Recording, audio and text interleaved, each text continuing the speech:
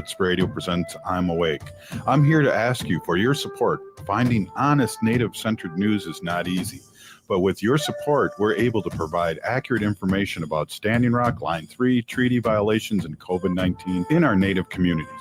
Please visit Native Roots Radio Network on Patreon and donate if you can. That's Native Roots Radio Network on Patreon. Pinigigi, and thank you for your support. With a look at your AM 950 weather, I'm Patrick Lilia. Cloudy tonight with a low of 38, then Friday sunshine with a high of 51. Vinaigrette can add the perfect complement to your next home-cooked meal. Taste test their wide selection of oils and vinegars, and they'll bottle it for you right on the spot. Vinaigrette is located at 50th and Xerxes in South Minneapolis. Check them out at vinaigrettemn.com. It's a good day to be indigenous. Get up, stand up. They are going to become more brutal. Couldn't cut, hitting cut again. Because all the hippies were trying to be Indians anyway. They're going to become more repressive because it's a matter of dollars and their illusionary concepts of power.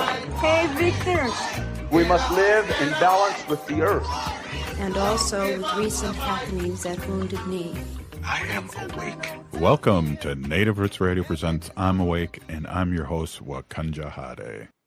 Hey, Kadagi to all my friends and relatives in four directions. You are listening to Native Roots Radio presents I'm Awake, and I'm your host, Robert Pilot. Hey, we discuss local, national, Native news and events, and as you know, Chujunk, Native issues are human issues, and human issues are Native issues. Yes, you are right, Dega. This portion of the show is supported by JS Bean Factory off Randolph Avenue in St. Paul. Only the good stuff keeps us awake. Oh, I see what you did there. Native Roots Radio and I'm Awake, huh? I gotta like that. Very, very good. I'm on the same page. Hey, we are back here on Native Roots Radio. We're really excited. We took a few days off last week, and now we're really ready to go and really ready to support our allies and talk and get people on what's happening. And so I've got a nice breath of fresh air again, Haley. I feel strong again. I do have to wash my hair though; it's a little greasy. I just noticed that, but that's fixable. Yeah, if you need a little time off, it's totally okay to do that. Well, even from washing your hair. yeah. I don't know about brushing your teeth though. Oh, we got to keep doing that. Yeah, definitely. You get that dog breath, and that's not good because. I mean, my dog doesn't even have dog breath. Yeah, I know. I wouldn't want that. That's for sure. Yeah. Well, we, in years past, it's fun. I'm about to interview that we did, but in years past, in all seriousness, we used to have this guest on, and he would send us great reports. And when I had to do the best of back in the day, I even had a whole show of Jon Greendeer, and because of the information and the history and all those things that he knows. And so it was exciting that a few days ago we were able to interview him, and I'm a big fan. He's the president of Ho-Chunk Nation right now, and so I'm really excited to listen to this again. Me too. Yeah, it was hard coming up and like limiting my questions for him. I had probably like 20 and I had to get it down to maybe like 8. But yeah, he's very knowledgeable and very tradish, as we say, and grateful for President Jon Greendeer. So I'm excited for everyone to hear. Well, it was fun too, because out of that first question that you prepared for me was a grand slam. I think he talked for 20 minutes on that one question. Yeah, he did. I edited it, and yeah, pretty much. That's hard to say, isn't it? Edited it? I know. I know. I don't even try anymore. Edited it. Yeah, I'm gonna stop. But yeah, and what a great speaker, and what a great leader, and someone that we can look up to, the Ho-Chunk Nation, the president. And this is his second term. He ran and then didn't run for re-election, and then we really needed him to come back, and he did, and it was a write-in vote, and so that's really exciting. And he's a doer. Oh, absolutely. He's a doer, and he's like one of the first presidents that I know that came up to Minnesota during the 5K, and and those Wow. kind of things. So That's he's important. a doer. And if you're watching this, you can see he has a Gophers shirt on, which is highly you don't see that at all in Wisconsin, but he has a daughter that's going to the University of Minnesota. I just got to say that real quick. But why don't we, Haley, take a listen to this great interview with your help, and what a great guest. We are really excited. Jon, can you hear us? I can. Right on. On.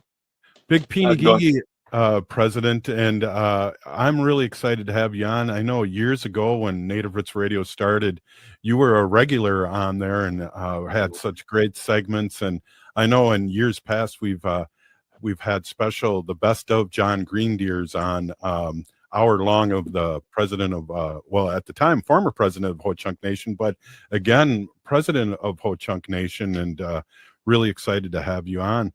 I'd like to just talk a little bit about the history of Ho-Chunk, and what is the traditional story of Ho-Chunk people, and where did we come from? And start out with that, Jon. And again, Peeny Gigi, thank you so much for being on. Well, thanks for choosing such a real small question. So this should only take a minute. No, well, I'm never sure where to start the story because, we are what they call, we have this prehistory going back, at least in the area, to the ice ages, 14,000 years ago, even beyond. So I think we try to cover everything by saying our story begins at time immemorial. And we talk about how we lived centuries ago, thousands of years ago, and that we carried this oral tradition that we still see a lot of the vestiges of our traditional and cultural way of life today. I'm going to be very cautious not to overly romanticize our history. I know a lot of people do, provocative writers, anthropologists, archaeologists. If you need to sell books, all you have to do is embellish a history.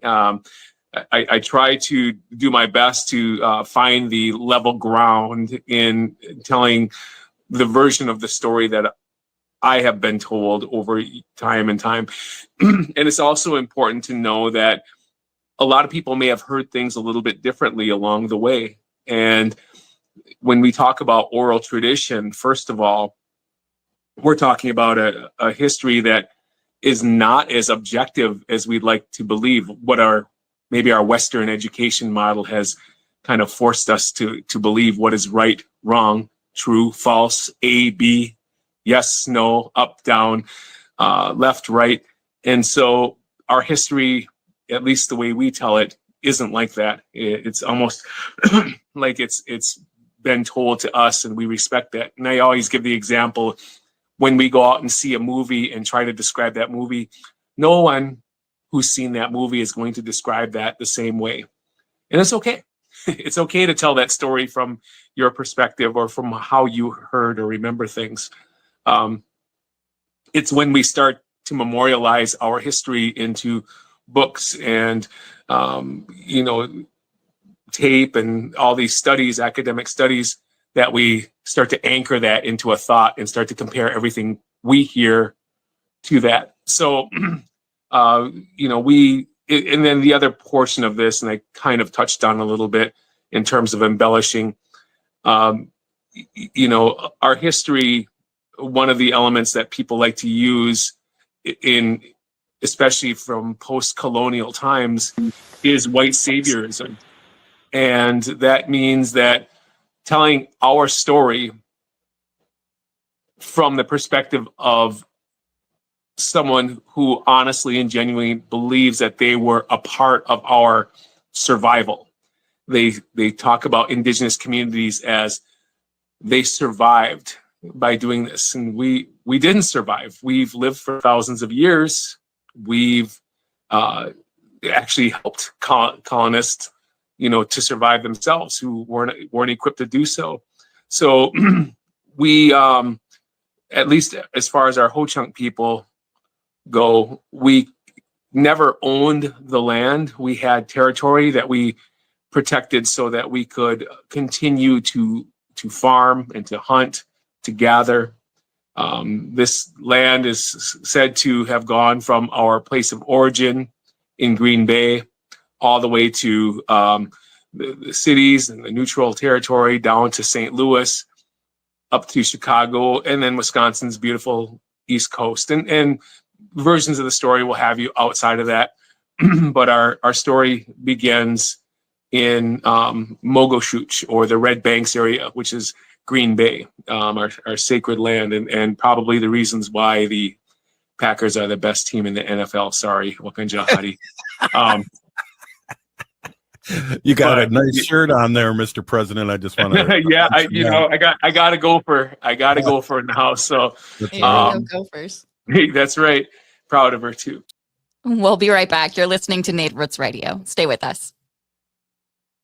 We are your relatives, We are your relations, brothers, sisters, sons. daughters. And some of us are your grandchildren. We are your community. Historically, we held places of honor and respect. Because of the impact of colonization, some of us are rejected, thrown out from family, friends, and community, set up as targets for sexual violence, sex trafficked, humiliated, tortured, and murdered. Everybody has the right to be safe. We are your relatives. Remember, Homophobia is not traditional. Sponsored by the Minnesota Indian Women's Sexual Assault Coalition. The city of Minneapolis is now on Native Roots Radio with Minneapolis AIR. AIR stands for American Indian Relations. Guest host Christine McDonald talks to people about important things affecting the city's Native communities. Minneapolis AIR dives into topics like public safety, public health, elections, and so much more. Tune in to Minneapolis AIR on Native Roots Radio from 5 to 6 p.m. on the second Wednesday of every month, right here on AM 950. Getting bus and train information in your language just got easier. Customers who call Metro Transit at 612-373-3333, again 612-373-3333, are able to select language options at the start of the call. To access information in Spanish, select option 2. For more information about other transit information tools, visit metrotransit.org/Spanish. That's metrotransit.org/Spanish. Would you let animals pick your insurance? Do you really need to experience mayhem to get the best rates? Or how about a celebrity quarterback or fake university saving you money? There's a lot of marketing stunts when it comes to insurance, but what you really need is someone looking out for you. Call Array Insurance, and they will work hard to find you the best insurance coverage and rates. So avoid gimmicks and call Cheryl at Array, 763-504-3067. or arrayinsurance.com. Array Insurance, working hard for you. Hi, this is Representative Sharice Davids from Kansas. I'm Ho Chunk, and you're listening to Native Roots Radio. And we're back to Native Roots Radio presents I'm Awake, and this is Robert Pilot. This portion of the show is supported by Native American Community Development Institute, or NACD, in Minneapolis. We're back now with more from President Jon Greendeer of the Ho Chunk Nation. You know, in terms of that, I try not to jump into the indoctrinated idea that we had survived. When we did encounter folks who had really pushed hard for homesteads and farmsteads, we had battles on many fronts, whether we were fighting the U.S. Army, whether we were fighting British, whether we were fighting other tribes, whether we were fighting environmental conditions or disease. The Ho-Chunk people have always been a fierce tribe, and we built our traditional way of life around our war bundles, bundles that had accumulated what we felt were our friends, are those who we had met in battle, those who to this very day help us along the road, that we acknowledge the help that they've given us from the soldiers who brought them home. And, you know, from time to time, these clans, these bundle keepers will call for our traditional feasts where we will serve other clans and families and host them and acknowledge those spirits so that we can continue to do our our roles. These aren't just practices or programmatic items.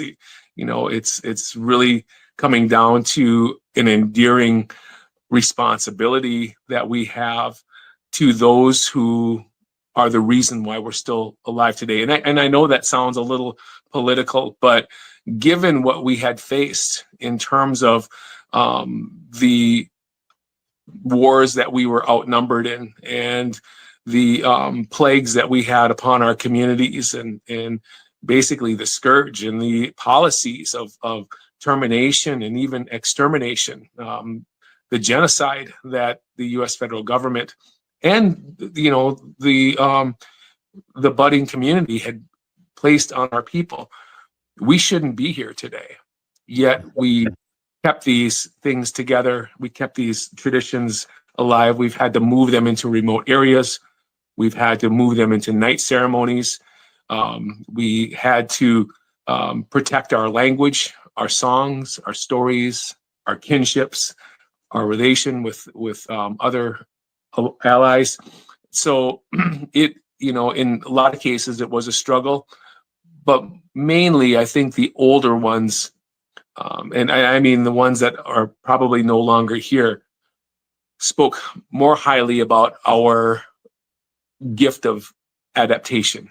And that went along more than just the physical, but our social, our political adaptation, our cultural adaptations, those types of things. When we were moved off into the marshes to perish, we found foods and medicines there that kept us alive and kept us thriving in that regard.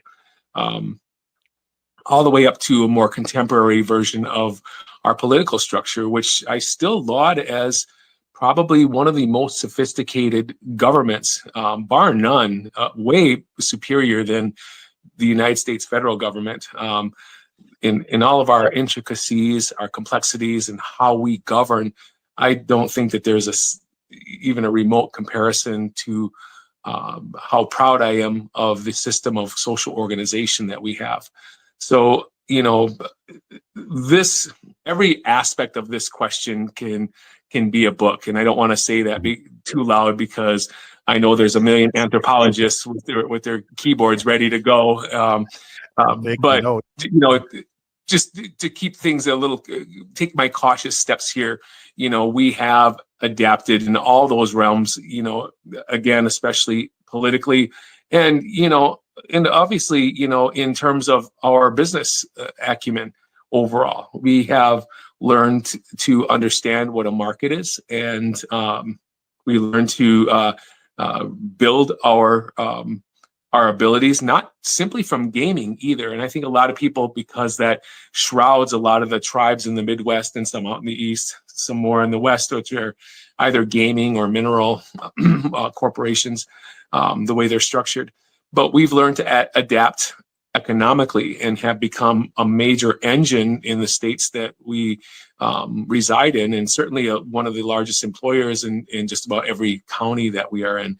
So keep in mind, we have well over 250-year-old government here in the United States, nestled with a 60-year-old government that has surpassed the abilities of the United States, their version of democracy light years ago. So I'm proud of the nation as to how we've utilized that ability to adapt, not only back during prehistory, but also today in the contemporary history, where we do have cultural, social, and political and economical organization right in front of us.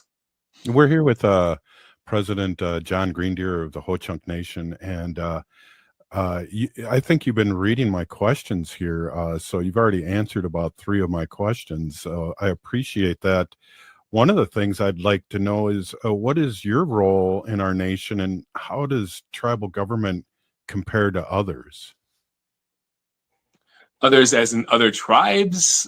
Yeah. Or, okay. Yeah.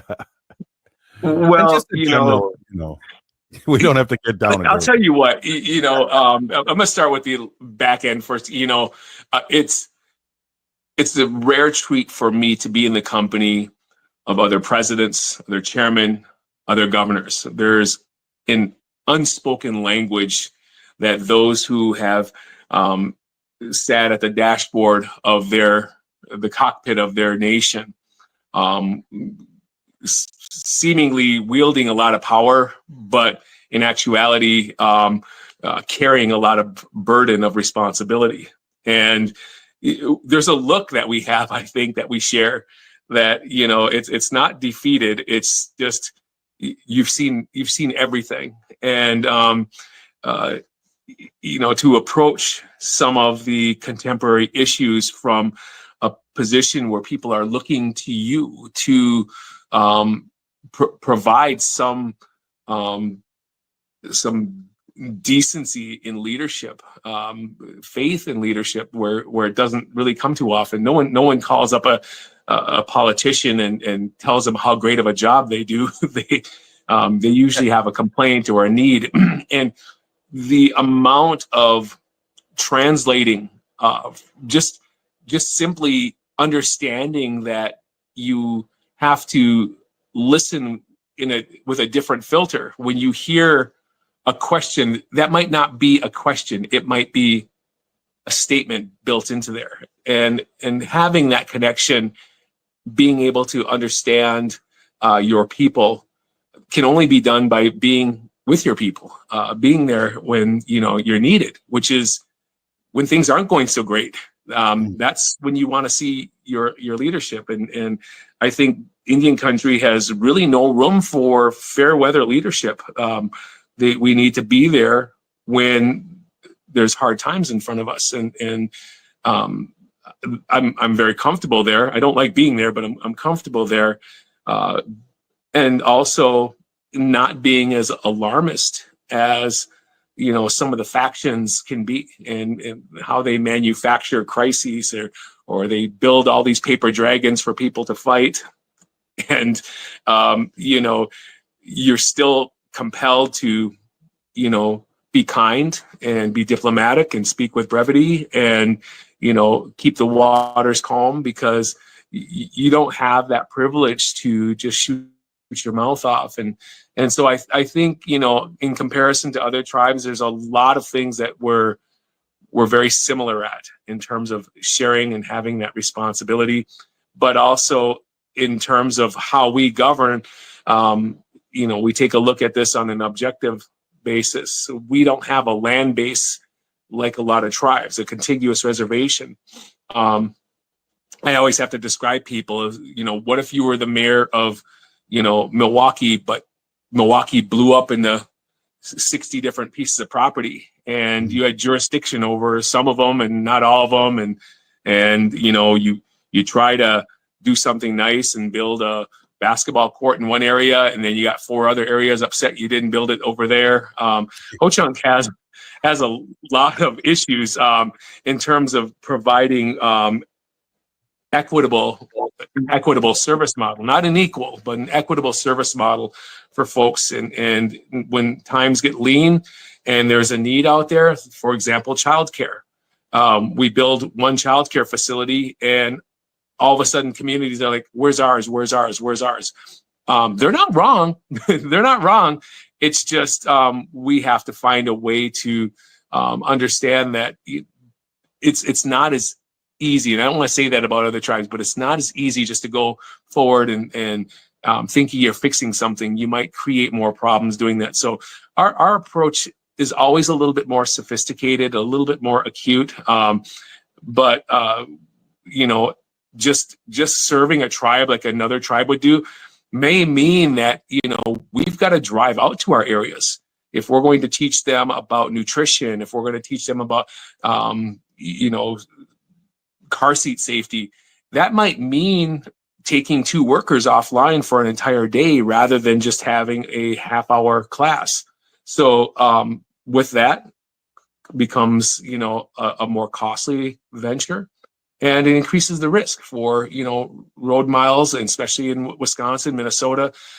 There's big parts of the year that it's just not safe to be putting 3 hours on the road. Ask a guy who does this every day. So that's in comparison to the other tribes that, I see out there. We'll be right back. You're listening to Native Roots Radio.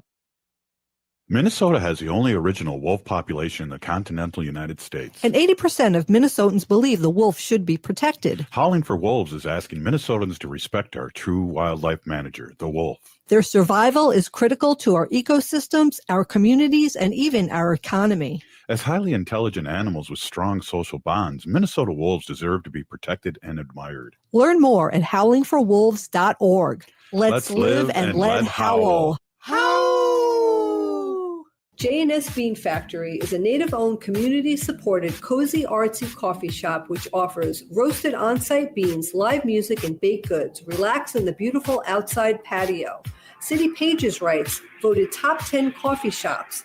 Tucked into a quiet corner of St. Paul's Highland Park neighborhood, this coffee shop roasts beans on-site from the best coffee-growing countries in the world.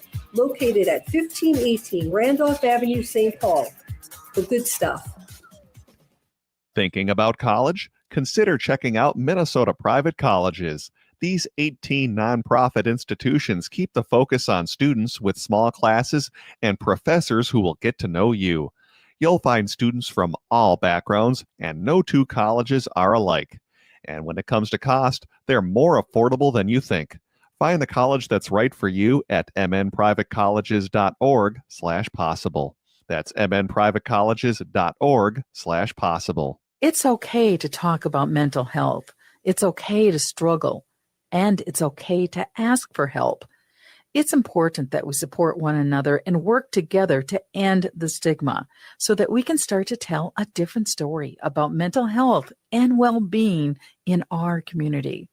If you're looking for support for yourself or want to find resources for a loved one, visit makeitokay.org to get started. That's makeitokay.org. Signing up for $1 bus and train rides with the Transit Assistance Program, or TAP, is quick and easy. Do it straight from your computer or phone by uploading one of the pre-approved documents listed at metrotransit.org/TAP, along with a copy of your ID. They'll mail you a go-to card with a full year of discounted rides. For questions or translation help, call 612-373-3333. That's 612-373-3333. Hi, everyone. Recently, I tried to figure out how much money I've saved on gas with my Toyota Sienna Hybrid from Rudy Luther Toyota. Toyota Hybrids are fantastic vehicles, roomy, safe, stylish, and incredibly fuel efficient. I got my latest Toyota Sienna a little over a year ago, so I did the math. So far, I've saved over $1,500 on gas since I got my Sienna. You heard that correctly, over $1,500 in fuel in little over a year. And they're a fun vehicle. You can drive all day on one tank of gas, so it's perfect for winter travel. Get yourself a Toyota Hybrid today and start saving money on fuel. Rudy Luther Toyota, 5 miles west of Minneapolis on 394. Seward Co-op, serving the community for over 50 years, invites you to shop their 2 convenient locations. Seward Co-op stores are committed to local producers and food you can feel good about serving your family and guests. Pre-order your Thanksgiving meal from Seward. Local free-range Ferndale turkeys, handcrafted, traditional, vegetarian, vegan, and made without gluten sides. Perfect for everyone at your Thanksgiving gathering. Find Seward at 2823 East Franklin Avenue or the Friendship Store, 38th Street and 3rd Avenue in Minneapolis. More at seward.coop. With a look at your AM 950 weather, I'm Patrick Lilia. Cloudy tonight with a low of 38, then Friday sunshine with a high of 51. Tomorrow night at the Fillmore, Zachariah Porter's Strip Mall Teaser Tour brings laughs, wakes, and over-the-top stories you won't forget. It's all the drama of a strip mall Saturday wrapped into one hysterical night. Get your tickets now at Ticketmaster.com. Annie, and I'm Lieutenant Governor Peggy Flanagan, and you are listening to Native Roots Radio. Welcome back to Native Roots Radio presents I'm Awake, and this is Robert Pilot. This portion of the show is supported by Native American Community Clinic on Franklin Avenue in Minneapolis, honoring health and tradition. We're back now with more from the Ho-Chunk president, Jon Greendeer. You know, I really have learned a lot, and I don't really talk much about this, that I'm a representative of District 4, but I've learned so much. And one of the amazing things is we have a court system, but we also have a traditional court system. And how do those two play, John, in decision making and just having the nation move forward on things? Very good question. I might not have all the answers to this because there are what scholars would call a lot of gray matter in how laws or cases in controversy are decided. There might be some deference to the traditional court for some items. We always have to remember that, constitutionally, our general counsel has the ability to turn over really any decision of the court, of the legislature, of the executive. We derive our powers from that. So I would say that they're probably the supreme law of the land. But when we have issues come up that,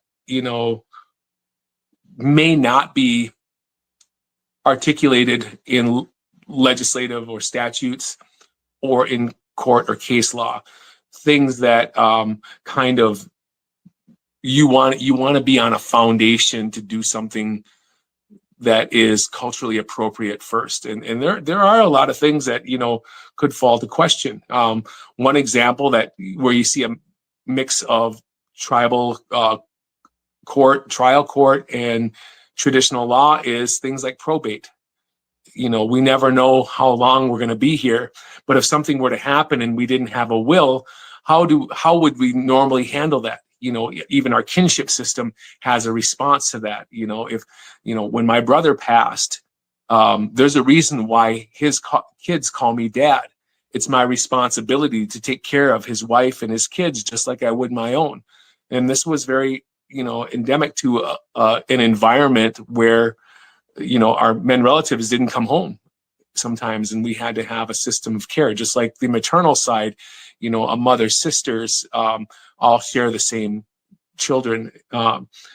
So now when we have issues of probate, which is very complex and very, time consuming, a traditional court has issued that, in our traditional way, the decision making and or the remaining estate would go to the discretion of the oldest male family member in the household. And so that seemed, a little bit more appropriate, for those who don't have a will. That's kind of been the default that the courts have deferred onto. We also have things like Woshka leave or way of life leave. And that kind of changes a little bit, but the idea would be that if you wish to perpetuate your cultural way of life, that you could do so without losing your pay. And this is kind of at the advice of the traditional court, who doesn't always agree on certain things. There may be some issues regarding, in terms of a culture within a culture, having the right to have discretion over things from the blades of the grass all the way to the tops of the trees are our bear clan, our leader of our lower clan, and our caretakers up in the upper clan, our warriors who share roles from either or, but also take the responsibility when there isn't someone from there to do that. So there's quite a few, remaining cultural tenets that sometimes get obscured with, the political gadflies and their lawmaking and policy making. But the one thing about the traditional court is if you ask them, they're going to have an opinion. And it doesn't have to be necessarily related to tradition or law. So, yeah. Yeah, that was a good one. I just we're here with President Jon Greendeer of Ho-Chunk Nation, and John, I just have to say this because I look up to you in a good way, and I want to let our audience know that John was a write-in candidate and won overwhelmingly to be president of Ho-Chunk and lead the great nation of Ho-Chunk Nation again. And so I just want to personally tell you and the thousands of people that are listening on the air, a big Peeny Gigi, thank you so much for stepping up and stepping in and in this time of need, especially after COVID and all these things that have been really struggles for a lot of communities and nations all over Turtle Island. Yeah. Well, thank you so much. And I'm going to do something I don't usually do because of my own built-in narcissism, but I want to put something to rest here. You're right. It was an overwhelming support to have me coming in. I promised I would never do this again, so I feel like I kind of came in on a lie. But you have to remember, and you have to, for me, I have to check my bags a little bit. And I was so worried about who the people were going to vote for. But when I started to think of what the people were voting for, it made sense to me. The people had just come off a Trump administration. And at the same time, we had the former president. And it was just shocking, at some point to wake up and just not even be moved by the absurdity of the news and what's going on. It's, for me, I believe our people spent a long time on the national front just fearing this void of uncertainty that they had in front of them. From the nation side, in an administration that hung their hat on transparency, and I say this every time, I have never been so in the dark in that 4-year administration as to what our nation was doing and how they were conducting themselves. I lost complete contact in the nation for those 4 years. So I think what the nation was voting for was something a little bit more closer to familiarity. People that a leadership that was communicating, even if it was just a little bit. They were looking at things to not be a surprise. They wanted to be involved. They wanted to know what's going on. I still think the apathy is rather low from the constituency, and we control how much we want to bring into that. However, I also feel like in terms of leadership, in terms of elected leadership, because the factions roll so high that when we say we're going to open the doors, we already know who's waiting at those doors.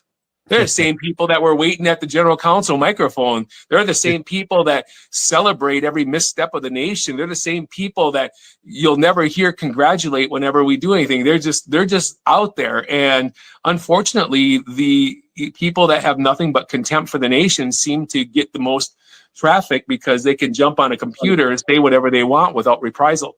And I'll keep bringing this up. I have no problem doing that. I am serving our people for as long as our people need us to. And but I'm certainly not going to let the voices of people who are disgruntled, and I'll respect that. There's at some point the nation checked them somewhere, or something didn't go right, or they just don't like, how someone looks or how they act. But at the same time, those aren't the biggest issues on my desk every single day. And so I have a good office that reminds me that we have to keep doing the big stuff. Let them play with the ball of yarn. Let them do the things that they need to do. Make QR codes. Make these Facebook posts. Do all these things and live with the decisions that they've made in their lives. But for me, the biggest things in the nation right now really encompass the amount of homelessness, amount of our plan as a leader, as a group of leaders to put restrictions on ourselves so that we can leave a good nation to the next generation. Because at some point, Robert, we're going to have things on cruise control, and someone else has got to take over and make those decisions. And we don't want to leave them with no resources or bad tools. Absolutely.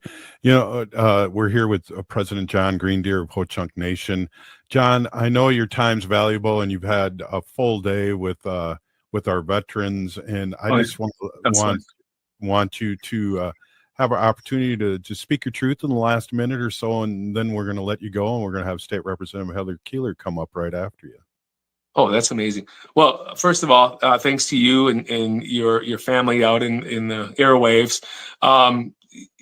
As you know, we can talk about these good things. But Ho-Chunk people are done hearing all the talk. They want to see the results. And for us as an administration, we have to make sure that our actions probably precede our words. Sometimes we have to, bite the bullet and, make big decisions.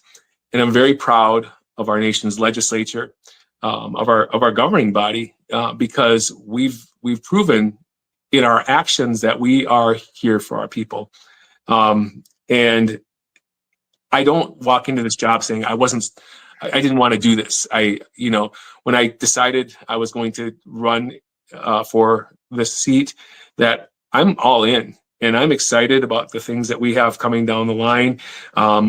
We've learned how to disagree really well, and still be progressive. As a matter of fact, some of our darkest days that we talk about in our nation's young government, where we were battling each other, we were still building empires. The things that they built during their hardest times are the things that we benefit from today. Mm-hmm. We also had, high unemployment and, a lot of health concerns. Our ACEs scores in general were very high, but yet we did the most. So we can't use a lot of things as an impediment. And I think right now we are going to probably be, by the time we get done, we better be the most progressive nation, and we better be out in front of all these nations in the what's now the United States, because that's where they had us a long time ago, and they deserve to see our best. So again, thank you for having me on the show. I'm really excited to see what the next big steps that we have in front of us are going to be. So again, Big Peony, thank you so much, John. Great leader, and I consider you a friend, and thank you again for coming on. All right, thank you, folks. Take care. Right on. You're listening to Native Roots Radio. We'll be right back after this short break. Programming on Native Roots Radio is supported in part by MNsure. Looking for health insurance, but not sure where to start? MNsure has you covered. You can find discounts, compare private health plans, and see if you qualify for free or low-cost insurance. Plus, get help from an expert so you save on the coverage you need. Enroll online by December 18th for coverage starting January 1st. Get started today at mnsure.org. That's mnsure.org. Step into the world of movement and Native culture at Nimiwin, now showing at All My Relations Arts. Nimiwin is translated as Everyone Dance. This moving multimedia exhibition, curated by Josie Hoffman, delves into the connection between movement and identity, drawing inspiration from dance and powwow traditions. It showcases the work of Indigenous artists from Minnesota, emphasizing the fluidity of movement in our bodies, land, and community. Witness Nimiwin and its powerful expression on Indigenous art. On display now through January 18th at All My Relations Arts in Minneapolis.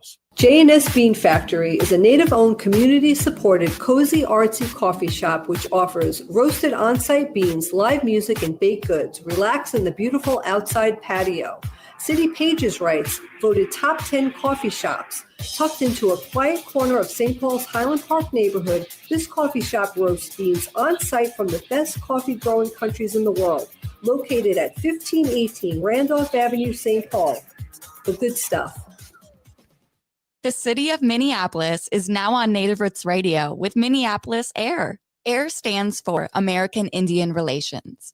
Guest host Christine McDonald talks to people about important things affecting the city's Native communities. Minneapolis Air dives into topics like public safety, public health, elections, and so much more. Tune in to Minneapolis Air on Native Roots Radio from 5 to 6 p.m. on the second Wednesday of every month, right here on AM 950. Hi, I'm Jane Fonda, and you're listening to Native Roots Radio.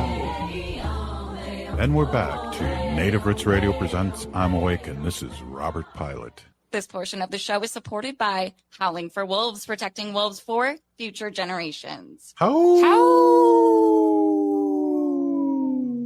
And here's Wendy with the new Sacred Animals.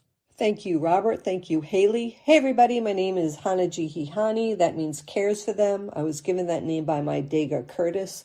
Curtis goes by Mashke Hanajinga, which means walks on white clouds. I'm a humane policy volunteer leader for the Humane Society of the United States, and I work on animal issues at the local and state level. It's always my pleasure to do that. Today I'm going to be talking about declawing your cat. So a lot of people want to declaw their cats. I mean, cats can be destructive.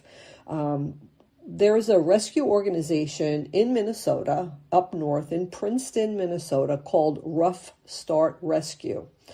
I've watched Asia Davis, who is the founder, I guess she's the CEO and founder of the Rough Start Rescue. But years ago, I started following her, and it's really gone from this small little teeny rescue organization to something really, really special. I mean, she does such good work for the animals here in Minnesota. She has, transports going, dogs coming and going from all over the United States, getting them the help that they need, rescuing them, setting up fosters.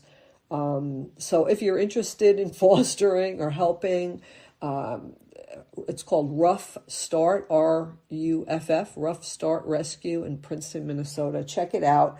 And she posts, she's also on like the local news. They'll have her showing pets on the news, our local news stations, which dogs are up for adoption, how you could help. So it's really great. She does great work. So if you're listening at Azure, it's Azure, Azure Davis.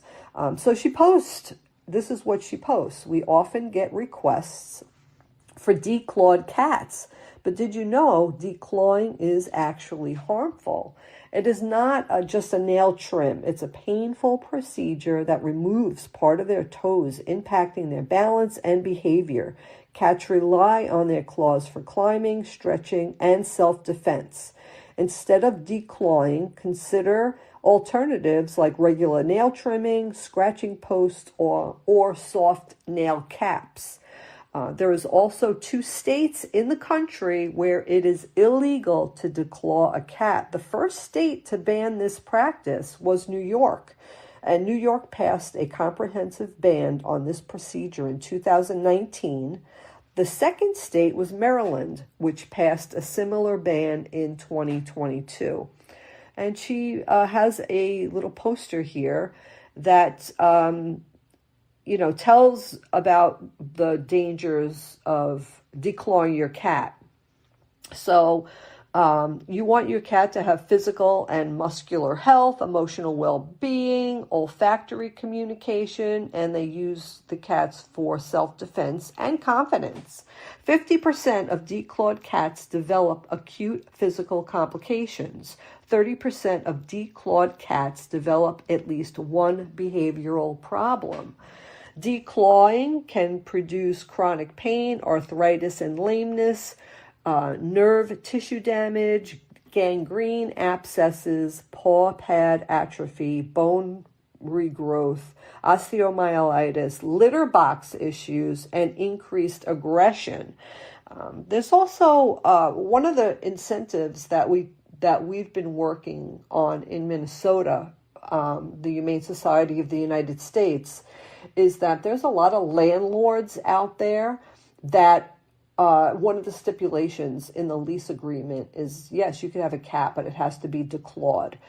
You could have a dog here, but it has to be debarked. So those are 2 things that I have worked on in Minnesota to stop that.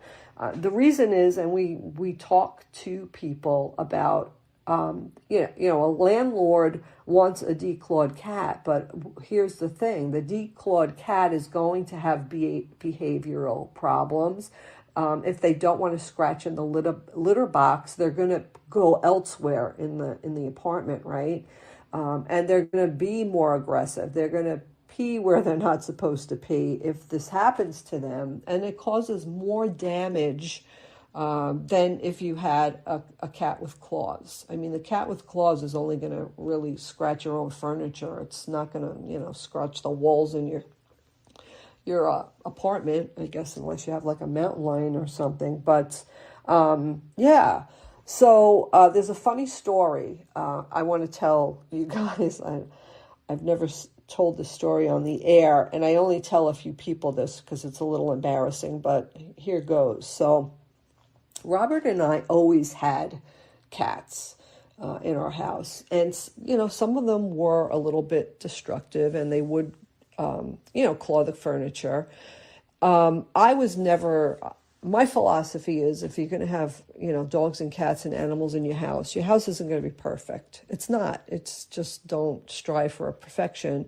I mean, that goes for kids too, right? If you want to have kids, you're not going to have a perfect house.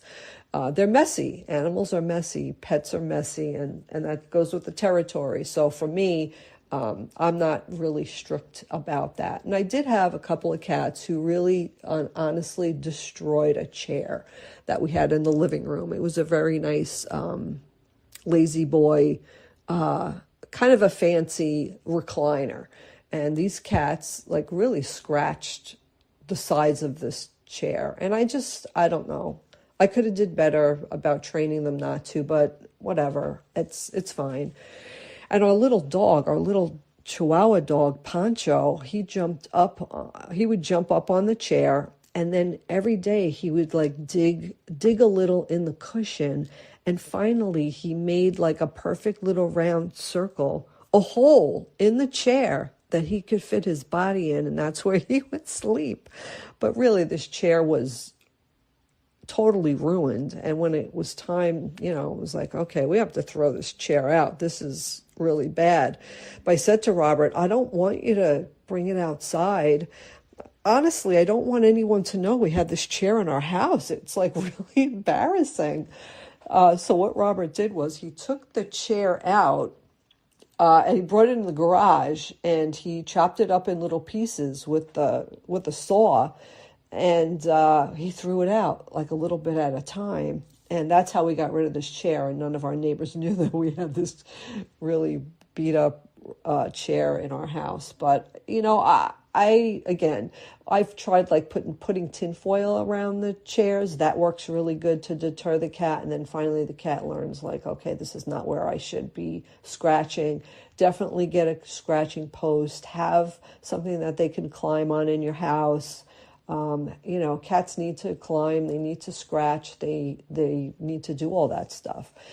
Robert and I over the years have adopted older cats where we would get the cat, and it was a little nerve-wracking. It's why is this cat in the shelter? What's wrong with it? And we ended up having these great cats, and we would look at each other and be like, why is this cat in the shelter? This cat is a fantastic, wonderful animal. So thank you, Azure, for giving us updates about things that are happening.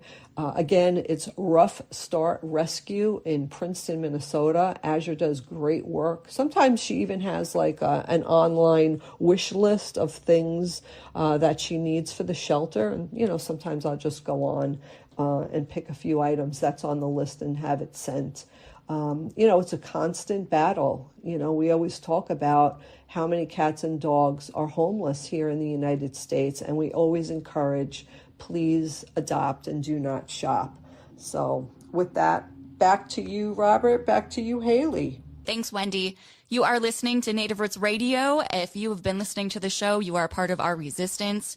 We need to resist, divest, join a group, run for office, vote, and free Leonard Peltier now.